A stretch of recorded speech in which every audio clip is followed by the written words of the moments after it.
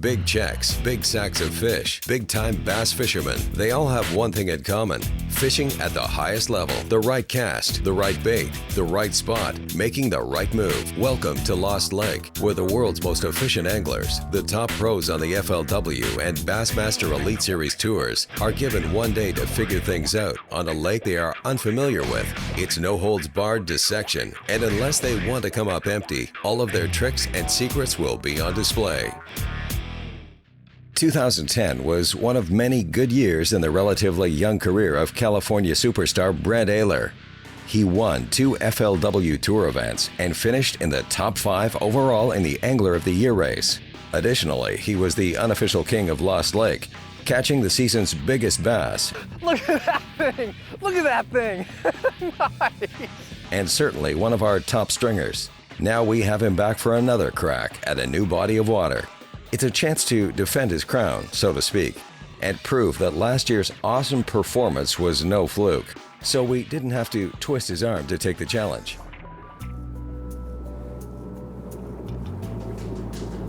We're in Southern California on a Lost Lake right now.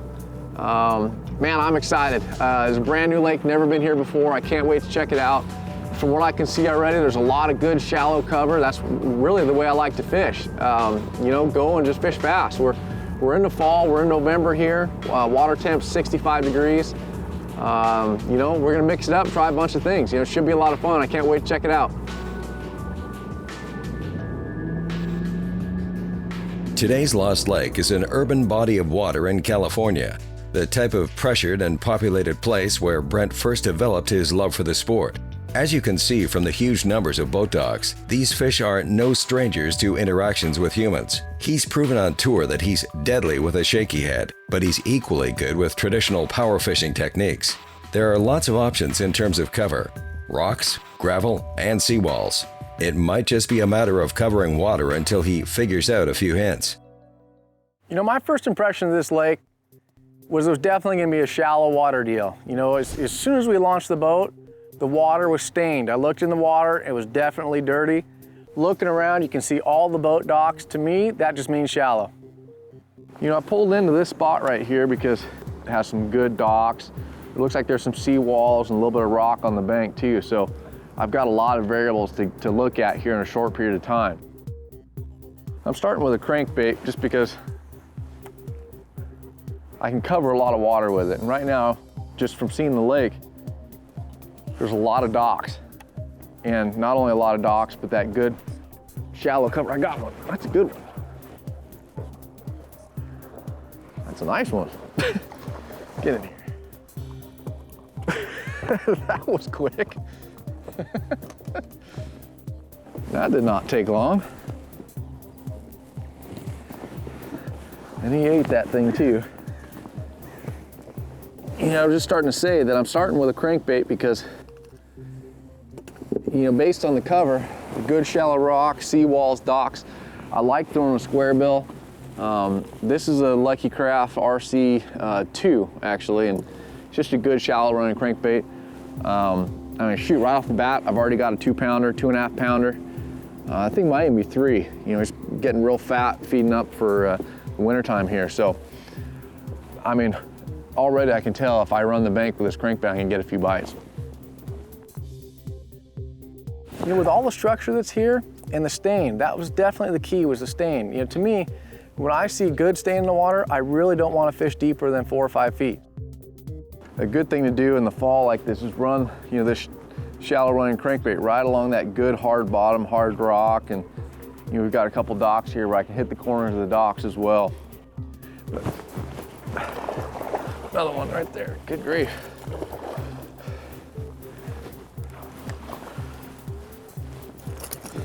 Boy, that's 2 in a row there pretty quick. You know, we're still kind of low light, so these fish are out kind of roaming. Now, I think that my guess is gonna be when that sun gets up, they'll probably position themselves on the docks more.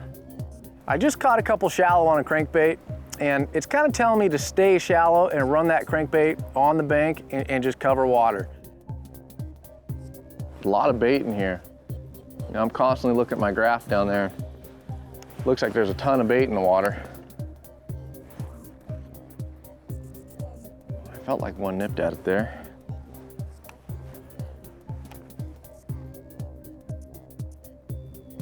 Oh, there you got it. Yeah, one did nip at it there. That's a good one. Stay on. It's a nice one.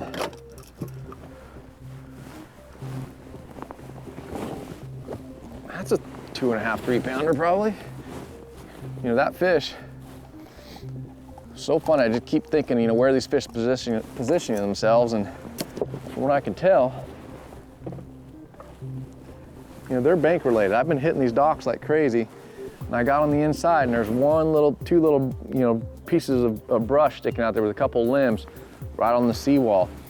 These fish aren't on the docks, you know, they're right up there on the bank right now. Now, it could just be a low light morning thing, but you know, that's another one right on the bank and nothing on the dock yet. And shoot, that's a 2.5, 3 pounder right there.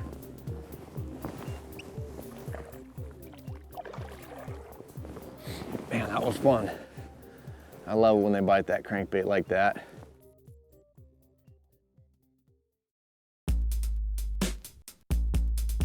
Is catching a fish on your first cast bad luck? If so, Brent must be the unluckiest guy around, because he nailed a decent fish immediately, then added 2 more in the next few minutes. It's still unclear if that was just a chance encounter or whether he'll be able to replicate it under today's mild conditions.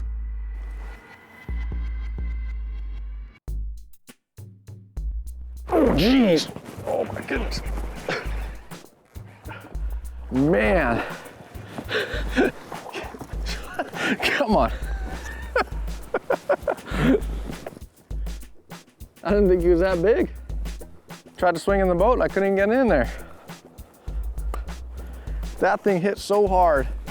You know, I ran that buzzbait right along the edge of that pontoon boat, and as soon as the blade clipped the pontoon boat is when that fish bit. Man, he absolutely ripped it. I mean, he hit it and ran so fast.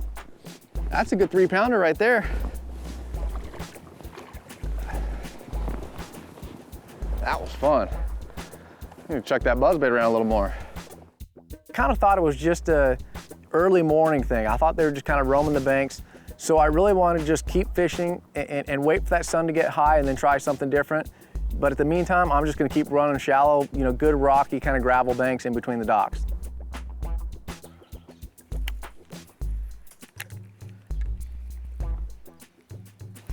Oh, that's a good one there. That's a big one. That's a real big one. That is a good one there. Get in here.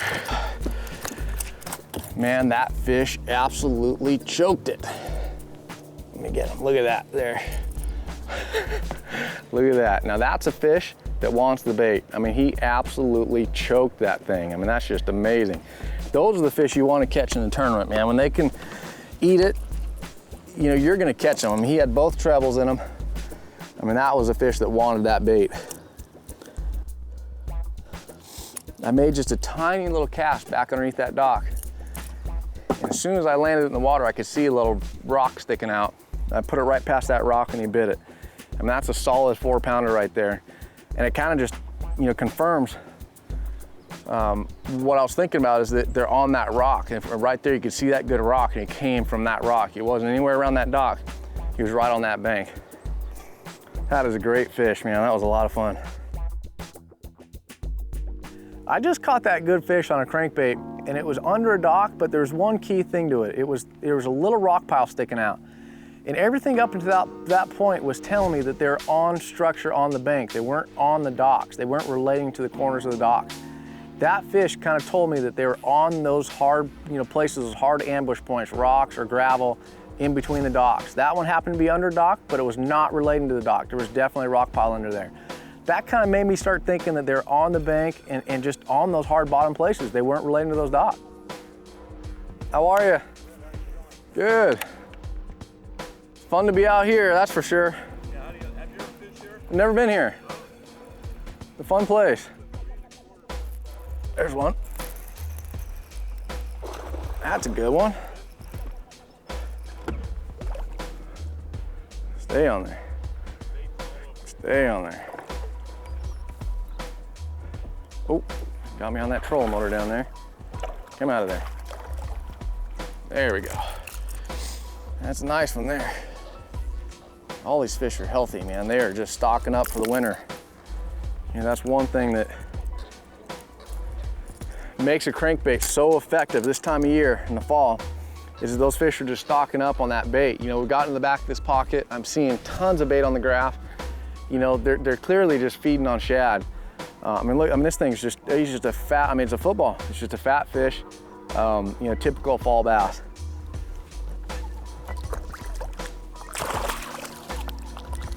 All right.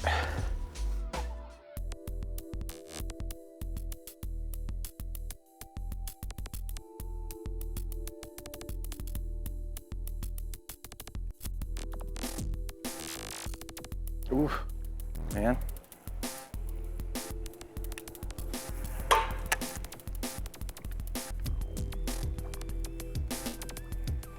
There he is.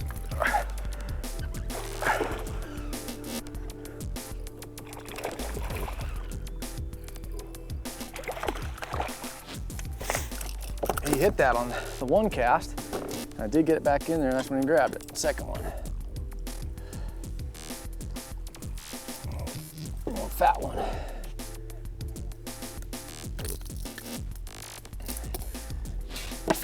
You know, kind of like earlier, I had that, I threw it in there and he swiped at it. I threw it in there a second time, that's when he ate it. Not a big one, but a fun fish.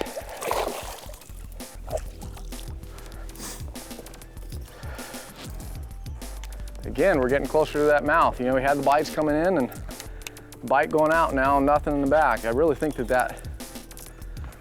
that's the pattern, I think, right now, is fishing the entrances to these bays. Has to be. It's just, it's been too common already, and we've only been fishing half a day.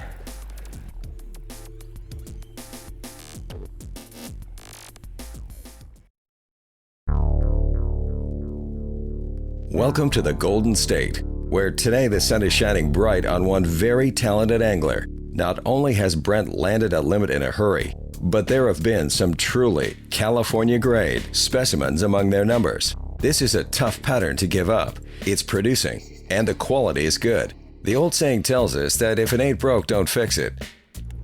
You know, there's just a perfect bottleneck right here. And I think that's what's going on, is those fish are sitting there right at that. Oh, there's another one. That's a big one. That's a big one. Yep. He's not that big, but we found a school of them. I gotta back off here. There's more fish down there than that. That's two good ones right there at that mouth.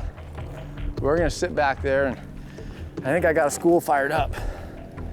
They're sitting right there at that bottleneck, and they're just eating the bait when it's coming through. I think I got them fired up, so I gotta get back out there as fast as I can. You know, the theme for the day really seemed to be the entrances to creeks or coves, and not necessarily a point, but that first third, that first quarter going into a cove seemed to be the best.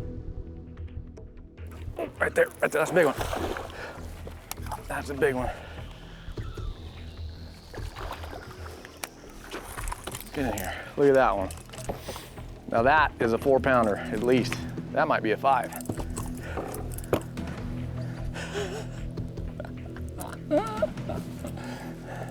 Or is that a 1.5 pounds? Or what size is that one right there? I can't tell. Nah, that's a 4-pounder. You know, we're right here at the entrance to this bay. You can see when we came in, I lost 2 right here, went all the way to the back, caught one right there coming out, and caught this one right here coming out. You know, there's just something about these entrances. I think what they're doing, from what I can tell, man, that was a nice fish. You know, there's a lot of bait running in and out of these pockets. And what I think these fish are doing is just sitting right here at these entrances, sitting at the mouth. They're sitting on both sides, and they're just waiting for them to swim in and swim out, and they're just picking them off. So I really think that that's what's going on right now. It's too common to get those bites like that at the mouth. It really seemed like that crankbait was key. And for me, instead of trying to break down a bunch of different things, what I really wanted to do was find more productive water and narrow it down to even a smaller, almost a pattern within a pattern, or just a narrower place where I really felt like I could go back to and catch them really fast.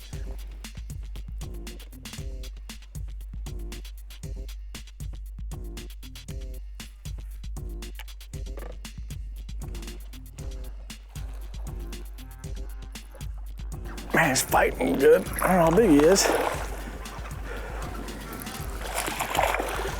Come here. That's a decent one. Bit in all that nasty water too.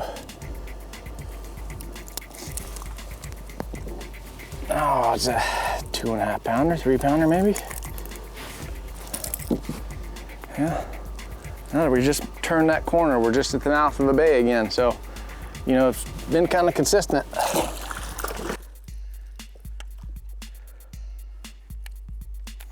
While Brent has been building a day that just about any bass angler would envy, each fish has given him a clue as to how to catch the next one, or the next 3, or 4. Most of his bites have come in the first third of tributaries. Oh, that's a big one. That is a big one. He's not hooked very good. Stay on, fish. That's a big one. That is a big one. Stay on, fish. Stay on, stay on. Now that's a 5 pounder. That might be a 6. Oh boy.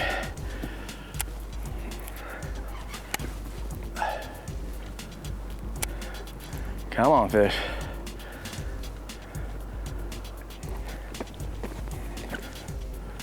Come on.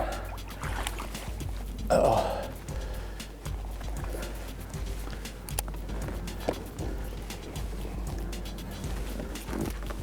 Stay on. Oh, stay on. He's not hooked very good.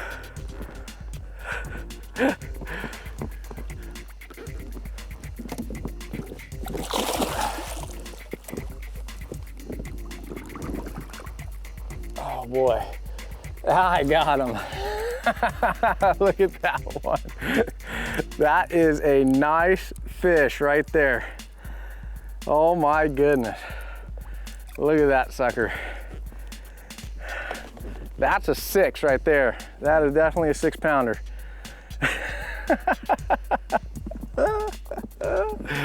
Oh, that is so fun. I got that one. I made a long cast up underneath that dock with that BDS3, and she smoked it. Wow, that was fun. There she goes.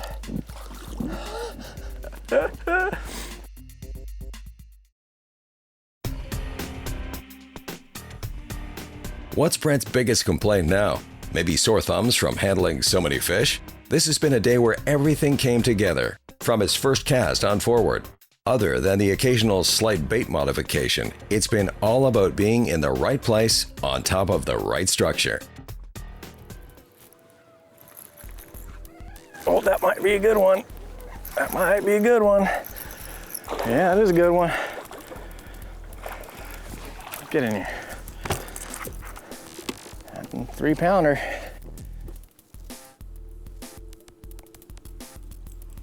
In the boat. In the boat before they can do anything. Now, again, I can't stress the fact that here we are right at the mouth of a bay. We got a good little deep bank on the bank, not dock related. I mean, to me, it's a pretty solid pattern right now. I mean, that's just a good 3 pounder, that's a big fish. On that BDS3 again.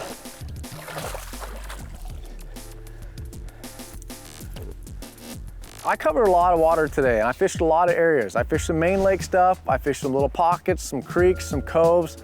You know, if there was one thing I could take away from the day, that was definitely spending time at that first third or first, quarter of a cove. You know, not necessarily in the backs, not all the way just at the point. It was that first quarter or third. You know, that's one thing that I really think was the key. So next time when you're on your Lost Lake, try that out. I think you'll be more beneficial out there and you'll have a better day on the water. 3 to 5 pounders all day sounds like a dream, but bass anglers, and particularly tour-level pros, are a greedy bunch. Give them 3s and they want 5s. Give them 20 a day and they want 50. There's one thing left for Brent to crank up, to make it a truly special day, and that's a genuine California mule. He's hoping that this day will be solid from his first cast until his last. There he is. That's a good one. That's a big one. Get out of there. That is a good one. That's a big one. That is a giant. Come on. Come on, fish. Go that way. Come on. Come on.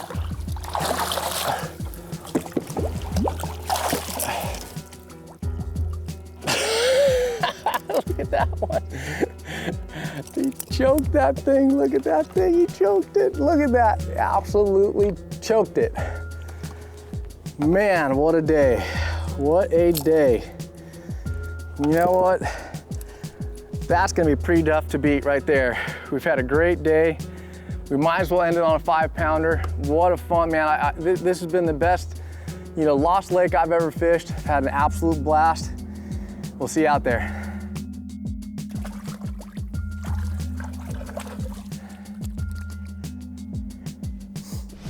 Oh, geez. Oh my goodness. Man. Come on. Oh, that's a good one there. That's a big one. That's a real big one. That is a good one there. Get in here.